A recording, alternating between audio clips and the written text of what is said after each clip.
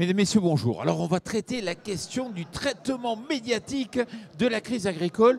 Le thème, quand tout le monde se croit expert en agriculture. Pour en parler, François Arnoux. Bonjour François. Bonjour Jean-Paul. On vous a vu sur toutes les télés et on va y revenir. À vos côtés, on vous a pas du tout vu par contre sur les télés. Hervé Guillaumard, directeur de recherche à l'INRAE. Bonjour. Delphine Gay, bonjour. Bonjour Jean-Paul. Directrice de la communication de Yara France. On vous a moyennement vu. Et juste à vos côtés, Jean-Michel Lamotte, agriculteur dans les Landes, à Ourtens, très précisément. Bonjour. Bonjour Jean-Michel. Alors c'est vrai qu'on a vu beaucoup d'agriculteurs à la télé. Par exemple, François, tu as fait plein de plateaux. À ton avis, pourquoi ? Eh bien, je pense que c'est du travail de longue haleine, c'est-à-dire que ça fait maintenant 4-5 ans que je suis sur les réseaux sociaux. Et quand les médias se sont intéressés à notre mouvement il y a quelques mois maintenant, eh bien, ils se sont dit, tiens, lui, on le sait, lui, on sait qu'il est là. Et Bon, donc, on était visibles et ils nous ont appelés. Oui, mais super les agriculteurs. On vous a formés, vous avez été formatés par le monde agricole pour être des porte-paroles. Et résultat, France Agricultos, on vous voit partout, mais vous n'êtes pas un syndicat. Vous ne représentez pas le mouvement agricole. Ah. Et pourtant, on vous a plus vu que les syndicats.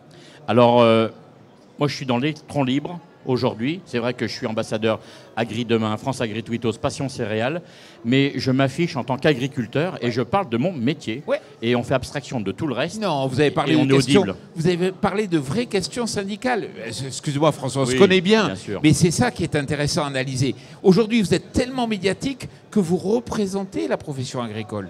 C'est ça, et ça n'empêche pas de parler de sujets portés évidemment par les syndicats, mais je veux dire, l'étiquette, eh bien, on peut aussi un petit peu la mettre en dessous. C'est pour ça que les portes s'ouvrent aussi, parce que c'est l'électron libre. On n'a pas inventé l'eau chaude, hein, on a tous la même parole, sauf ou presque, mais en tout cas, on défend la même cause.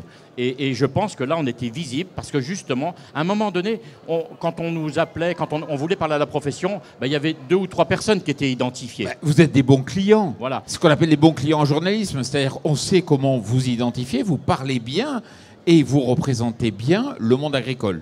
Vous êtes des agriculteurs, donc légitimes, pour en parler. C'est un débat, hein, vous pouvez réagir en direct, Delphine. Non, mais je ne vais pas oser couper la parole à Pourquoi c'est François. pas ce qui passe. Ah oui, d'accord. Oh, tu ok. peux, Delphine. Non, je n'oserais pas. Non, peut-être pour revenir, tous experts de l'agriculture. On vient de vivre un moment assez particulier où, d'un seul coup, les consommateurs, les médias, se sont rendus compte qu'il y avait une énorme diversité d'agriculture, de métiers, de spécialités. On a même eu des producteurs de semences, le consommateur, et le média n'a jamais entendu parler vraiment de ces métiers. Et je pense que ça a été une réussite aussi de ce côté-là, de montrer qu'on a une agriculture plurielle, qu'il n'y a pas qu'une seule solution.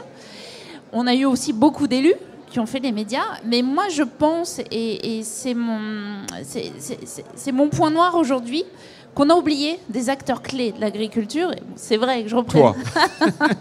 C'est ça ce que tu veux dire, toi. Non, je représente un acteur industriel, et c'est vrai qu'il nous a manqué les points de vue des industriels. Nous avons des entreprises qui aujourd'hui ont des experts en agronomie, en agriculture régénérative, en biochimie du sol, en santé du sol.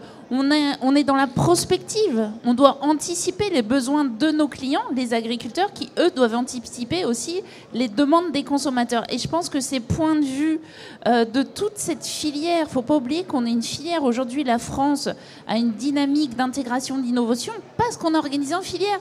Et je pense qu'on aurait dû être plus nombreux, notamment de l'industrie, mais également de la recherche. Il y en Pourquoi a la un qu'on n'a recherche pas vu et qu'on aurait dû voir, c'est Hervé. Et pourquoi l'INRAE était aussi absent des médias ? Pourquoi ? D'abord, je corrigerai, moi je ne dirais pas qu'on a été absent. Alors peut-être de la télévision, voilà, des plateaux, mais on a été présent dans la presse ou dans les radios. Et je pense qu'il y a une très bonne raison, c'est que d'abord on n'était pas invités, donc du coup... Ça c'est intéressant. C'était que les journalistes étaient sur d'autres questions, qui sont plutôt les questions d'urgence, d'actualité, de comprendre les positions des agriculteurs. Il y avait beaucoup de ça. J'en ai fait quelques-unes quand même, mais je comprends très bien, c'est pas un problème. Et du coup, ça explique peut-être que vous ayez cette impression qu'on n'a pas été sur les chaînes continues, etc. Mais c'était pas la question qui était posée.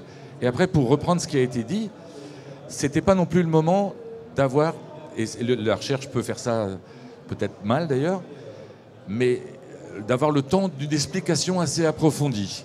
Moi, je suis intervenu, par exemple, pour expliquer ce qu'était la jachère. Et là, en face, on m'a dit, c'est très bien, mais qu'est-ce que c'est compliqué? Oui, mais n'empêche qu'il faut expliquer le 4%, le 7%, c'est quoi les jachères, c'est quoi les éléments diversifiés. Et je pense que ce n'était pas le moment. Et je pense que maintenant qu'il y a eu cet événement médiatique, je ne sais pas ce que ça va donner demain, il faut aussi prendre un peu le temps avec les différents journalistes pour poser en fait les questions sur certains points. Et je terminerai par là. Et le dernier, c'est qu'à partir d'un sujet donné, après ça dévie aussi très vite sur je nourris la planète, donc ça va très très loin. Et là du coup on a un peu de mal du coup à tenir un raisonnement un peu long qui permet d'avoir les explications. On va se dire la vérité, Hervé. Moi, j'ai l'impression que vous n'avez pas été présent parce que ça sentait un peu le conflit, le politique, les sujets sur lesquels c'est pas facile pour l'INRAE de s'afficher. Et puis aussi, vous avez tellement d'avis différents que c'est compliqué de porter une parole commune. Il y a une diversité d'avis, etc. Mais on est un institut de recherche. Et donc, ce qu'on doit présenter d'abord, c'est les résultats de recherche en ayant le courage de dire ce qu'on sait et ce qu'on ne sait pas. Et il y a beaucoup de choses qu'on ne sait pas. Mais je répète, ce n'est pas tellement sur ça qu'on était interrogé. Après, il y a des choses aussi avec... Alors, c'est facile de répondre en critiquant les médias. Moi, je suis rennais. J'habite à Rennes. Quand vous êtes appelé à 4h de l'après-midi en disant « Est-ce que tu peux venir à 6h ce soir ?» Même avec le TGV, j'y arrive pas.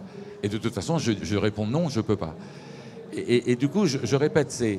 Comment, en fait, on passe de ce moment de crise où l'explication était surtout de comprendre ce qui allait se passer avec des choses nouvelles tous les jours, alors là, vous le savez aussi bien que moi, à comment on peut apporter l'explication de la recherche sur ces questions-là. Parce que tu sais que François, il est en Vendée, et que lui, hop, il prend le TGV, il est à Paris de suite. Alors, non. Cette semaine, ça va. T'as pris une chaîne d'hôtel. Sauf que une chambre d'hôtel, toi. Il y a du Skype, il y a plein de moyens aussi d'être... Quand on est dans son tracteur, j'ai fait aussi plusieurs émissions. Ce que je voulais dire quand même, c'est que, c'est ce que j'ai essayé de dire au début, c'est que pourquoi on nous donne la parole aujourd'hui, c'est parce qu'on l'a prise il y a déjà quelques années.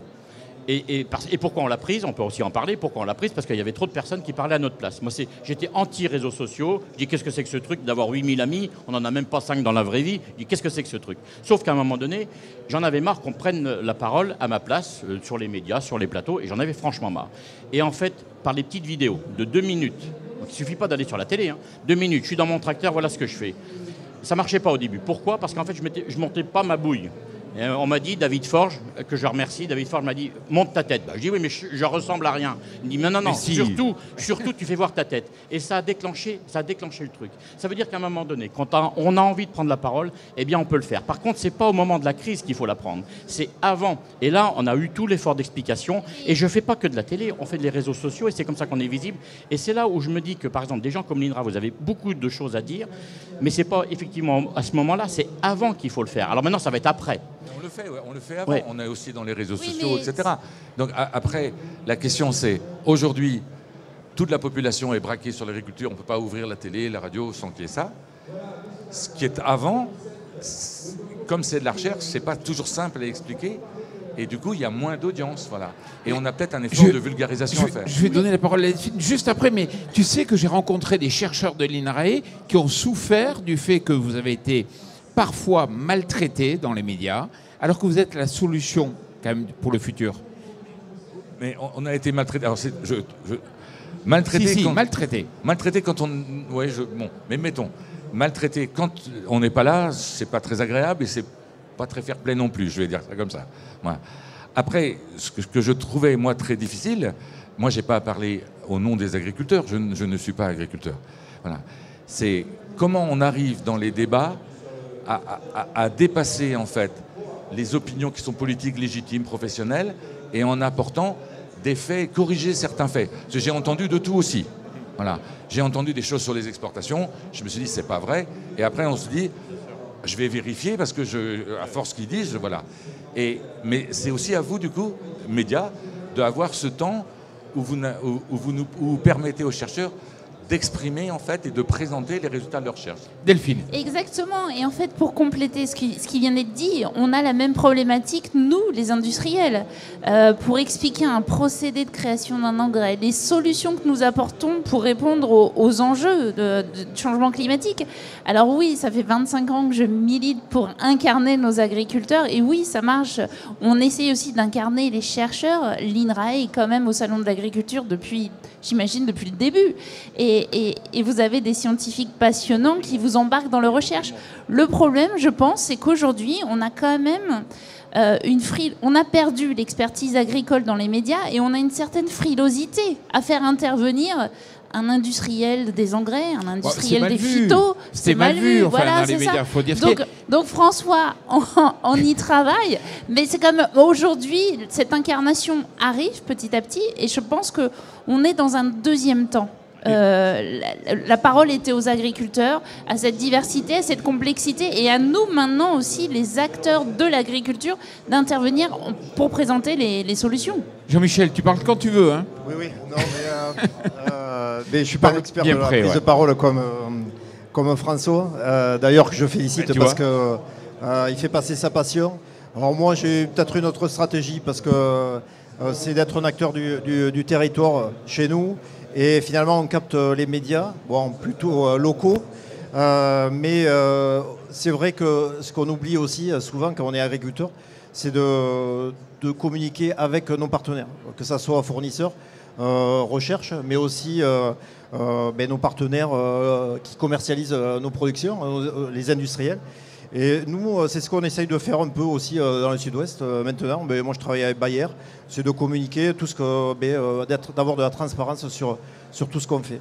Voilà, donc c'est notre mode de communication, mais encore félicitations à François. Alors, quand même. Oui, François, justement, moi j'ai vu marqué en dessous France Agri-Tutos, comme il y avait FNSEA, Coordination Rurale.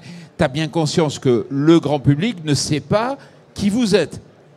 C'est-à-dire que quand il y a marqué France Agri-Tutos, ils se disent, tiens, c'est un nouveau syndicat, c'est quoi? Et vous n'avez pas le temps de l'expliquer souvent. Non, alors il y en a qui le font. Moi, c'est rarement France Agri-Tutos, c'est François Arnoux, céréalier dans le sud Vendée. Et ça me va très bien, parce que je suis céréalier dans le sud Vendée. Voilà. Alors après, effectivement, je suis Agri-Demain, France Agri-Tutos. Par contre, ce que je voulais dire par rapport à ce que vous avez dit, Delphine et puis M. Guillaumard, c'est qu'on l'a joué un peu égoïste dans l'action. C'est qu'effectivement, et je m'en veux, on peut s'en vouloir, nous agriculteurs. Non, c'est qu'on n'a pas mis assez en avant les filières. Parce que s'il y a bien un pays où il y a des filières qui aident l'agriculture, c'est bien le pays et la France. Et je pense qu'on ne l'a pas assez joué, on ne l'a pas assez dit. Et il faut qu'on rétablisse ça avec calme, parce qu'en disant, il n'y a pas que nous, quoi. Et il y a toute la filière. Et Dieu sait si en France, elle est brillante. Il nous reste 1 minute pour une dernière question. En plus, vous avez de nouveaux défenseurs. Bravo. Greenpeace qui vous défend, les écolos, ils sont devenus vos défenseurs. Comment vous expliquez ça?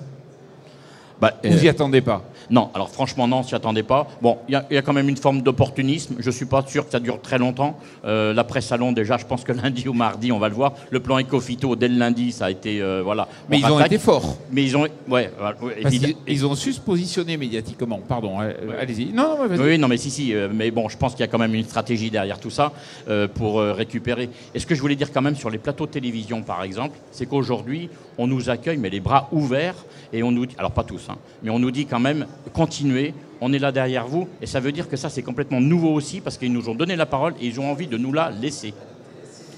Et est-ce que vous n'êtes pas trop préformaté, agriculteur, très traditionnel, tout ça? Est-ce que vous avez gardé un peu la capacité à bousculer l'image qu'on peut avoir des agriculteurs? Est-ce que vous n'êtes pas prisonnier de votre rôle d'agriculteur?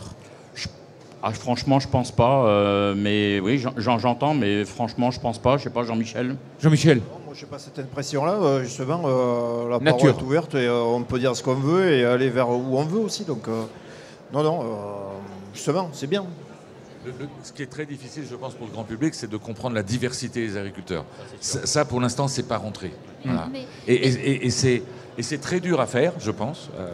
Mais je pense que c'est essentiel. Pour le grand public et également pour les médias. C'est-à-dire qu'aujourd'hui, on a perdu notre cap agricole européen. Le Green Deal a été, on va mettre on va dire, mis de côté. Donc maintenant, je pense que c'est à la filière, c'est à nous tous d'incarner ce nouveau cap avec, bien évidemment, les élus. Et j'ai une mauvaise nouvelle à vous annoncer, l'émission est terminée. Delphine Gay, merci beaucoup. Jean-Michel Lamotte, merci beaucoup. Il faut qu'on aille dans les Landes, il y a de bons produits dans les Landes. Hervé Guillaumard, merci beaucoup d'être venu ici sur le plateau. Et François Arnoux, merci. Et surtout, merci à vous. Merci.